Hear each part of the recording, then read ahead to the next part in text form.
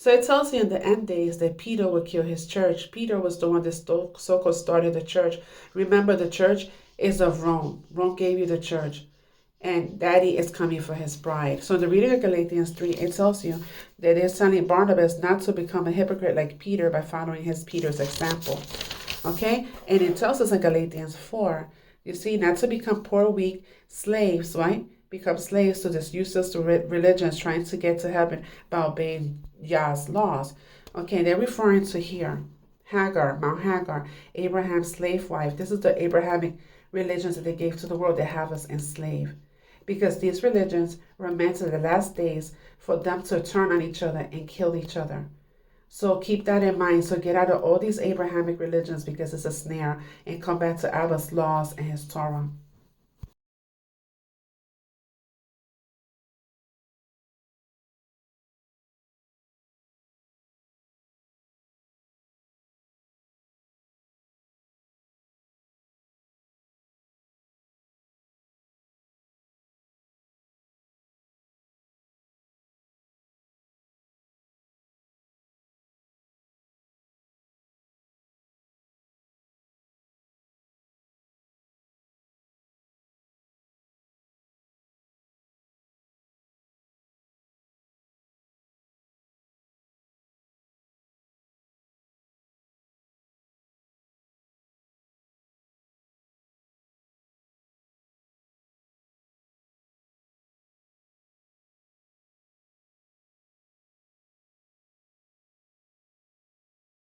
I've come here to meet Yoram Hazany, an expert in the politics and theology of Judaism.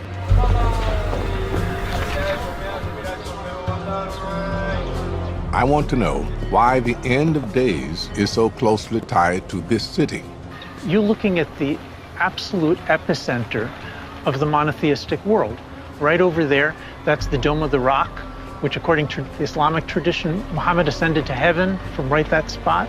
And over there, the Mount of Olives and Gethsemane below, where Jesus and his disciples used to meet. And of course, down here is the Western Wall Plaza, the holiest shrine prayer location for all of the Jewish people in Judaism.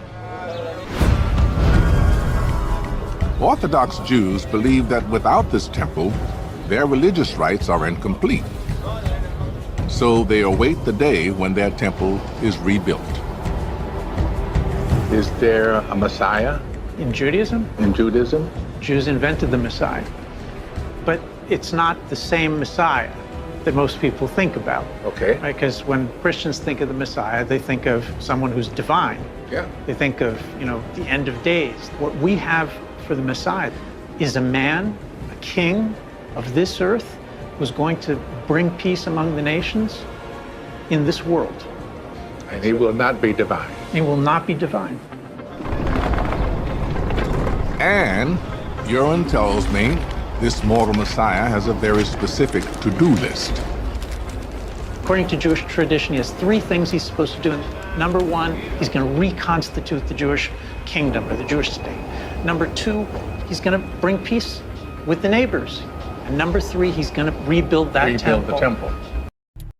In 1885, the Rothschilds were trying to start a world war because the Zionist International Congress at Basel, Switzerland, has called for 3 world wars.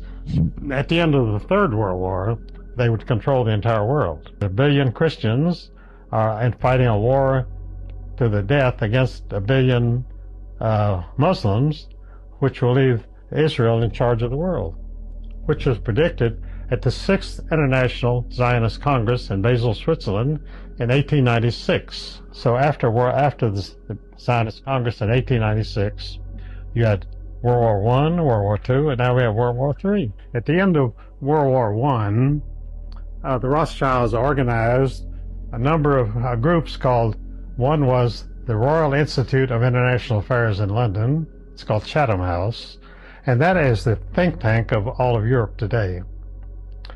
And although its headquarters in London, the real headquarters are in Brussels, which is the headquarters of the Lambert family, which is part of the Rothschild family.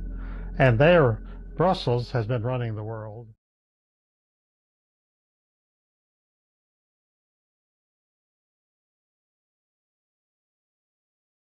Is it possible that the Bible actually reveals the location where Satan lives? Check this out. In Revelation chapter 2, verse 13, Jesus said, "I know where you dwell. It's where Satan's throne is." And he said it's the same city that Saint Antipas was martyred in. So we just have to find out what that city is. Well, some researchers tell us that Saint Antipas was martyred under the reign of Nero in a city called Lyon, or today, Geneva, Switzerland. But wait till you find out what's been happening in Geneva, Switzerland. Geneva is the home of an organization called CERN, whose logo just happens to be 3 sixes. CERN actually has a device that shoots particles at each other, attempting to split between the natural and the supernatural realm. Geneva is also the home to some primary bases for the World Economic Forum and the World Health Organization.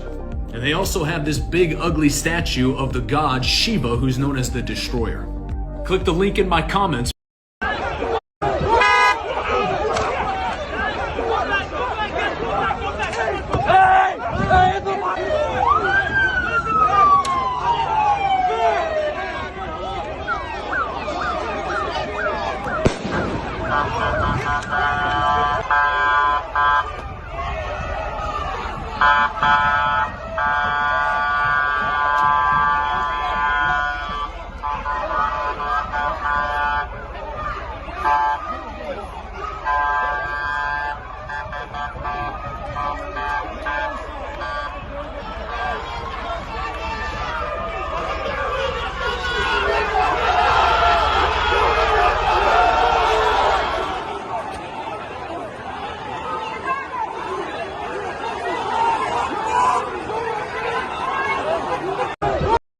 Now, y'all can accuse me all you want about being a Zionist shill and being paid $7,000 a post by Bibi himself, but, I just so happen to be the kind of guy who sees an image like this one behind me here. Y'all see that? I had to block that out right there for the sake of having this video even be put out in the first place. It will probably still be censored. Anyway, this right here is an image of young quote-unquote Palestinian kids and the sort of culture that many of them are being raised up in. This is the sort of mentality that many of these kids have by the time that, the kid can't even get on most rides in Disney, and yet they're already doing stuff like this. Look at that right there. Oh, mind you, the parents are around. This ain't just quote-unquote kids being kids. This is endorsed by the adults. This is the culture that the wokety woke folk are simping for. This is a problematic culture. And I don't think I have to explain any further than that. So when we talk about Hamas, we have to remember that somebody raised them. Has anyone ever wondered what a Palestinian kindergarten class looks like?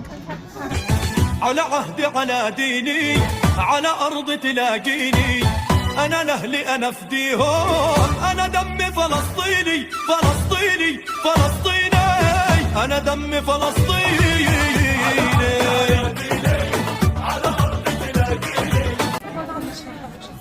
That was a Palestinian kindergarten class funded by your taxpayer dollars through UNRWA. I don't need to dehumanize anyone. They dehumanize themselves. I'm just showing you videos of what they did. While all eyes were focused on New York and Mamdani, 42 Muslim candidates backed by terror-linked network have seized key offices across America, proving that the Muslim Brotherhood plan to infiltrate and destroy America from within is now a reality. 76 Muslims ran for office nationwide, 42 won, 3 races still pending. The 42 Muslim officials now occupy positions in some of the most influential jurisdictions in the country, from New York's mayor office to Virginia's executive branch, from Michigan's heartland to local school boards. The newly elected officials span at least 9 states: New York, Virginia, Michigan, New Jersey, Maryland, Washington, Ohio, Pennsylvania, and North Carolina. The list includes 6 mayors, 4 state legislatures, 20 city councils and commissioners, 6 school board members, 2 judges, and 3 other political positions. You've seen me talking about the Muslim Brotherhood Plan for America and holding this document in my hand. They told us the plan, now we're watching it unfold in real time. This plan was written in 1991. We are 34 years into it. And as a refresher, here's a paragraph titled, Understanding the Role of the Muslim Brother in North America. Quote, the process of settlement is a civilization jihadist process. The brothers must understand that their work in America is a kind of grand jihad in eliminating and destroying the Western civilization from within and sabotaging its miserable house by their hands. The last page lists 29 front Islamic organizations in the U.S., including the Muslim Student Association, which Mamdani was a member of, and IAP, which later became CARE, Council on American Islamic Relations. These Islamic organizations are celebrating a stunning milestone, the most significant wave of Muslim political victories in American history, with 42 Muslims elected to office across the United States. You would be excited too to add 42 Ilhan Omars and Rashida Tlaib's Jew-hating, America-hating people to public office. CARE, the unindicted co-conspirator in the largest terrorism financing trial in American history, is bragging about their successful political activism. CARE's federal super PAC, the Unity and Justice Fund, is the weaponized financial engine funding and winning U.S. elections. CARE is mobilizing Muslims and mosques as political launchpads to build campaign infrastructure. The result is a political machine operating from the pulpit to the ballot box. The 2025 elections shattered every record for Muslim representation in American politics, marking a historic leap into municipal and state power. CARE and its affiliates are preparing a 2026 directory of elected Muslim officials and expanding programs to mobilize more candidates before the 2026 midterms. The media calls this a historic first. Terror-linked CARE calls this phase 1. And what is even more scary, they locked shields with the left, whom I call useful idiots, working together to destroy America and everything you and I stand for. This is why you need to be engaged now. We need you in this fight, especially as the anti-Semites and anti-America unite. Join me and actforamerica.org as we mobilize the nation. We need to fight to preserve America's values and freedom. Start a chapter, become a member, volunteer. We are organizing neighborhoods nationwide, bringing people together who are as concerned about the transformation of our country as we are. Time to commit that America will not be destroyed under our watch. If you don't have time to start a chapter or volunteer, donate $26 to our 2026 campaign, and we'll send you a copy of the Muslim Brotherhood Plan. Become a partner and help us fight 24/7 to save our country. Share this video. Officers from our Fraud Detection and National Security Directorate, working in teams, have conducted over 1,000 site visits across the Minneapolis-St. Paul area as part of this operation. What they found should shock all of America. Focusing on a list of over 1,000 target cases involving more than 900 individuals, our officers encountered blatant marriage fraud, visa overstays, people claiming to work at businesses that can't be found, forged documents, abuse of the H-1B visa system, abuse of the F-1 visas, and many other discrepancies. Over the course of the operation, our officers found indication of fraud, non-compliance, or public safety and national security concerns in nearly a little less than 50% of the cases interviewed. We found troubling patterns with the Uniting for Ukraine program that should have raised serious concerns under other administrations, such as an individual filing to sponsor more than 100 aliens, and organizations sponsoring hundreds. We are continuing to investigate these cases. Some of the other troubling cases that our officers found. In one case, officers identified an alien who had overstayed his visa waiver, who was the son of a known or suspected terrorist on the no-fly list. He had previously been found to have engaged in marriage fraud, which resulted in the denial of several immigration benefit requests. He was arrested and is now presently being returned to his country of origin. In another, an individual admitted to obtaining a fake death certificate in Kenya for just $100 to prove he was no longer married. In reality, his wife is alive, living here in Minneapolis, and is the mother of 5 of his children. And incidentally, he has another wife living in Sweden with whom he has an additional 3 children. In another case, an alien entered the United States without inspection in 2023, was released by Border Patrol. The alien married a U.S. citizen while in removal proceedings and was interviewed at the Minneapolis-St. Paul USCIS field office just last week, where both he and his American spouse, stated under oath that their marriage was legitimate. The USCIS officers conducting the interview were suspicious. The site visits were authorized the same day.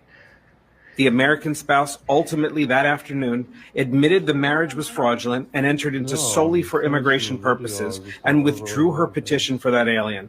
This type of same-day action for interview, from interview to site visit, has... Saudi is the last name of all the royal families, right? Right, Saudi or Saud, yes. S, capital S-A-U-D or Saud. Those people are not true Arabs. They're not even Muslims. They're crypto-Khazarians. Now, what is a crypto-Jew or a crypto-Khazarian? They came out of central Turkey in 1401, and then down through the centuries, with the help of the Western powers, years later, decades and centuries later, from the United States, Great Britain, France, Germany, we need a fabricated kingdom called the House of Saud or Saud. A crypto-Jew means publicly they're Muslims, Mohammed bin Salman, but privately they are Talmudic. Saudi.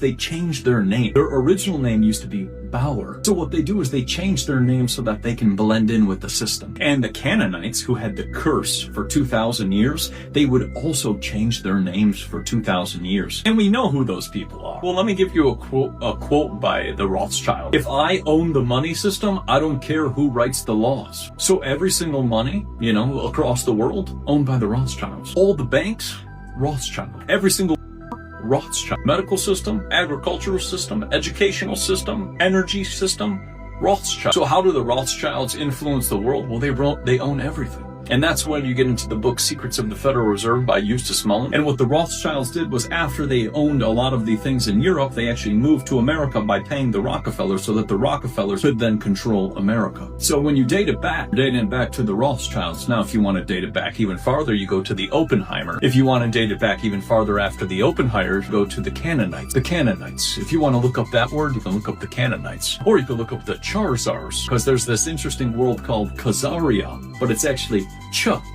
Zaria. So Charzar. They changed the words because what these people do, like the Rothschilds,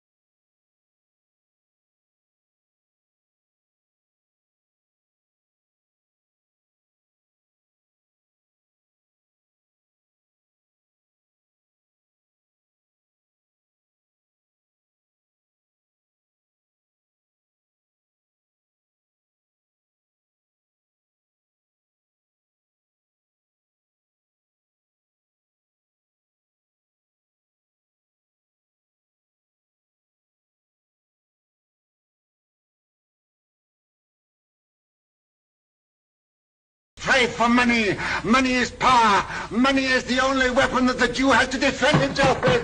Oh, mother! Come, we must speak with you. All of you.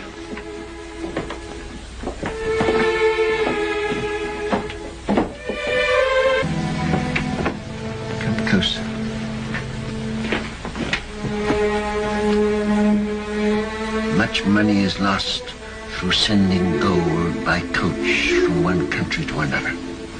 In times of war, it is seized by the enemy. In times of peace, by thieves. You are 5 brothers. I want you each to start a banking business in a different country. One to go and open a house in Paris, one in Vienna, one in London. Choose the most important centers. In your day, there will be many wars in Europe. And nations that have money to transport will come to the Rothschilds because it will be safe. You must stand by one another. No one brother must be allowed to fail while another brother succeeds. Your 5 banking houses may cover Europe, but you will be one firm, one family, the Rothschilds, who work always together.